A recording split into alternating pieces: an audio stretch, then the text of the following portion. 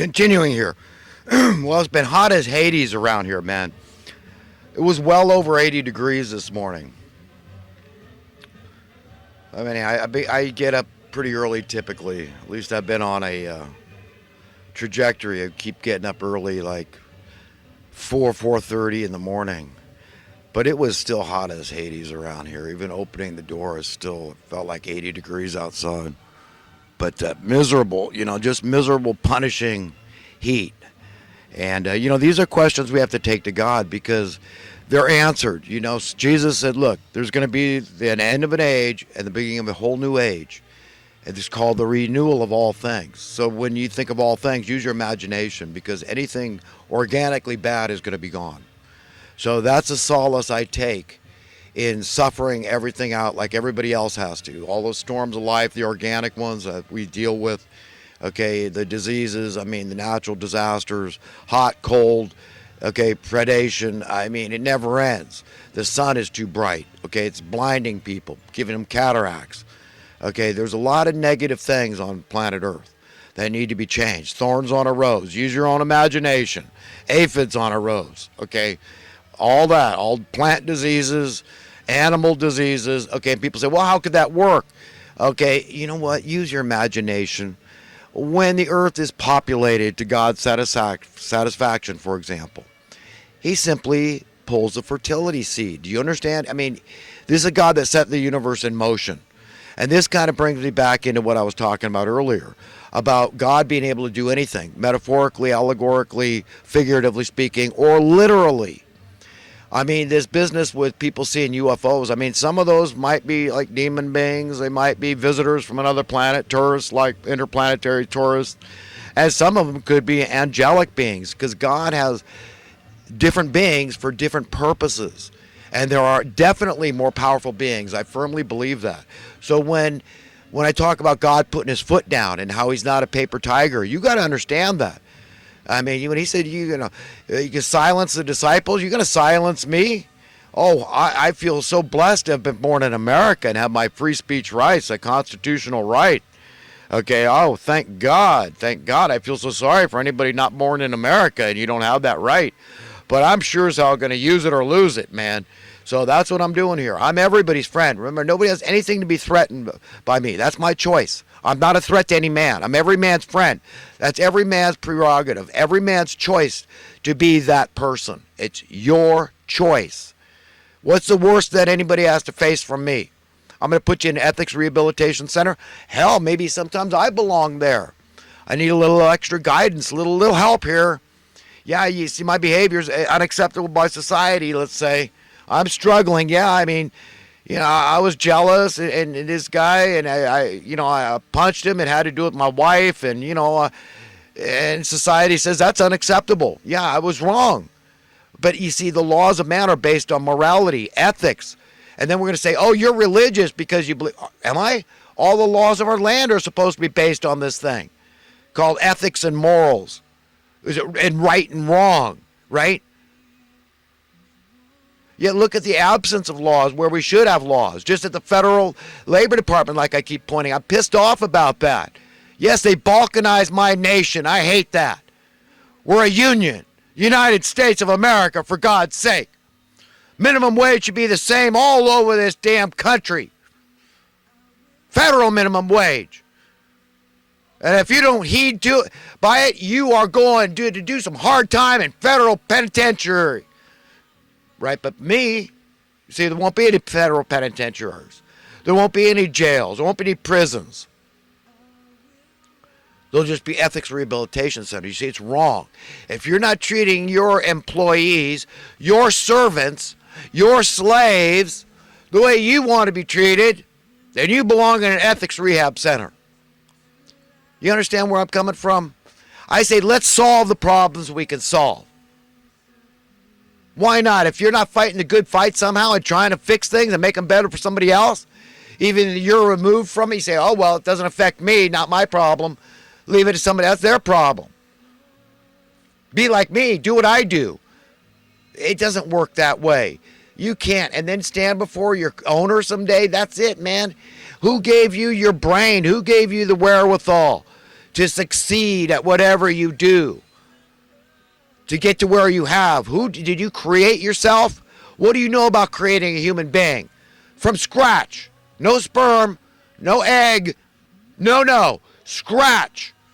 So people don't believe in God, and they want to say, oh, well, I'm a self-made man. Yeah? You think that'll hold water on Judgment Day, the day of reckoning, when you stand before your owner, your only rightful owner, that's Creator God Almighty? Yeah, it's going to hold water? I don't think so. So who's your friend? Who's your friend? I'm your friend. I'm warning, I'm telling you, with this little window of opportunity we all have, called human existence, a flash in the pan, for all intents and purposes. We never know when it's up, and very insecure existence we have as mortal beings. Get your values right. This is the best thing as your real bona fide friend, genuine friend, I'm telling you, sincere friend, I'm telling you, a guy that might die for you, I'm telling you, get your values straight. Pray about it. Pray to God. Say, God, if I'm wrong in my thinking, my belief systems, if my credos are off track, they're not in line with yours, straighten me out, God. If you're serious, you'll find a way. It's like Jesus, he talked in parables. He said, though hearing, they don't hear. Though listening, they don't understand. Because they didn't want to. That's the evil people that hated Jesus. Who were they? They had no basis for hating him. He was a threat to the establishmentarians that supported the system because they benefited in their sick, delusional minds. They did. Having an advantage was something that turned them on. It's devilish. It's diabolical. It's satanic. That's those kind of men that rule the world. They have this huge advantage over the commoners, the plebs, the regular, ordinary people. And they like it like that. And that's how the world is being run to this day. And it's not going to go on forever. God is not a paper tiger. He's going to mete out justice. In this cup he talks about in the book of Revelation, he's filling with the fury of his righteous indignation. It's bubbling over now. It's starting to flow over. And he's not going to take it much more. And the evildoers are beside themselves. With the demons are just restless and wild. And then I hear these people. I heard this one guy. I don't even know who he was. I never saw his face before. But he looked like he was somebody. And he said, oh, yes, Andrew Jackson was totally evil. He was a slave owner. Tear down all the monuments. Andrew Jackson tried to do away with the Federal Reserve. Look in your history. That's what's wrong. It's the same thing that affects blacks, affects whites today, and browns, and yellows, and reds. It's called oppression. They've normalized slavery right under our noses, and I've explained how they did that with the help of the Labor Department. Because all they had to do would have acted like a perfect check and balance. Just like playing a game of chess. Every time that somebody was artificially driving up our cost of living through manipulating markets. In other words, it wasn't a natural disruption in the supply chain, because that's the only time your money's supposed to go down in worth and costs are supposed to go up. But no, the mainstream media turns it into a good thing.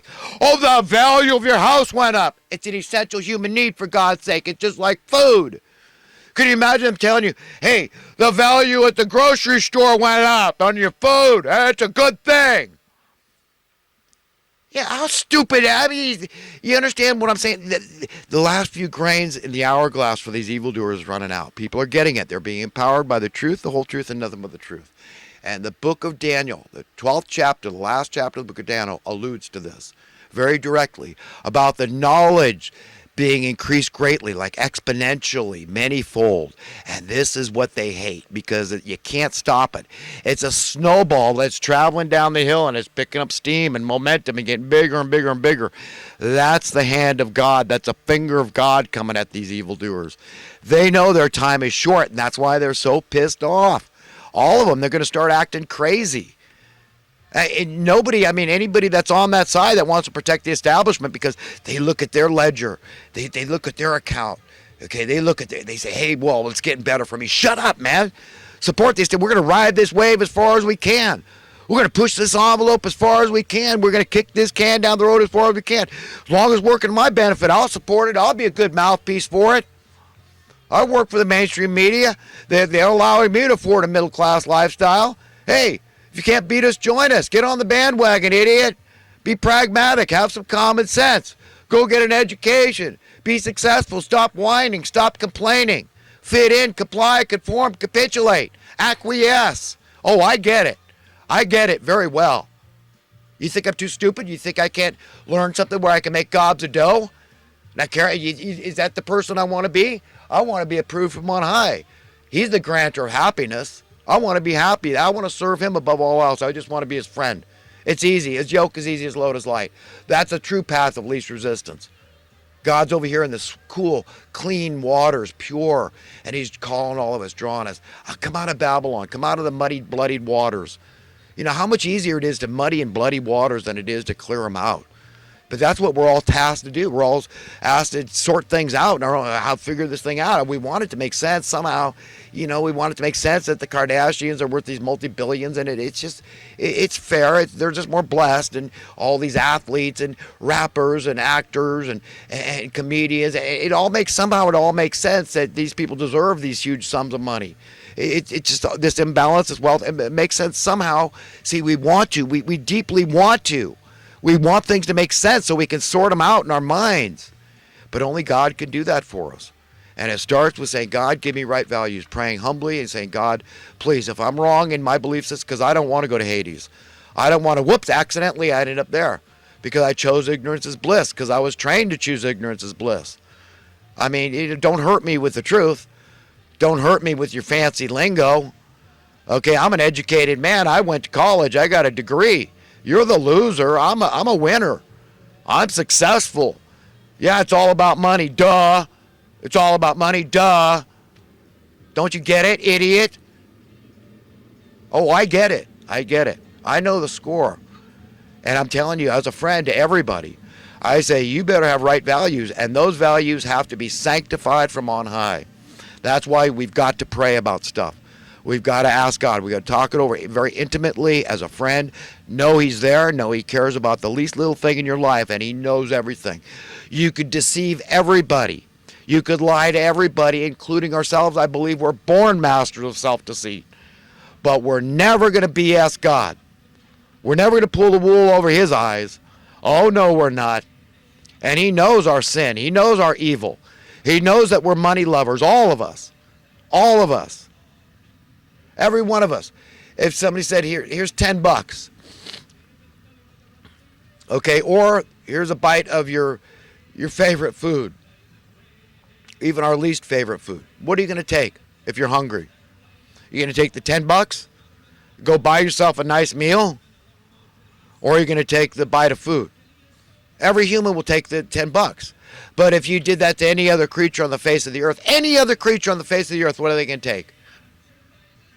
Exactly. What's wrong with us? By far and away, we're more intelligent than all the other creatures combined.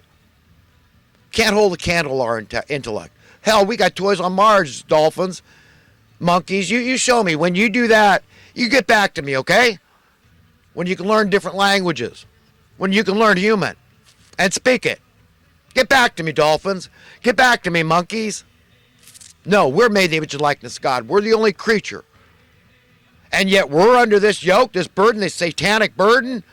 There got to be money lovers. Of course, it's only sensible. Of course you love money. Even King Solomon said this. He didn't condone it. He wasn't saying it's the right thing to do.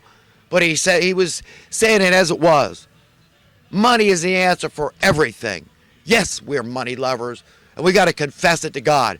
And just be so glad the day there's not going to be any form of money. Anxiously await that day. That's what I want. Okay, that's the world I want, where no man wants to have an advantage over me. And nobody's there that has an advantage over anyone else. We're God's children, frolicking on his green earth for all eternity, doing whatever we want 24/7 for all eternity. Do you get it? No big brother telling you what to do. You want to change it up? That's between you and God. That's it. End of story. Whatever you want, anytime, day or night, that's what you do. Imagine a world where nobody was doing anything out there that they didn't absolutely 100% want to do of their own free will and accord.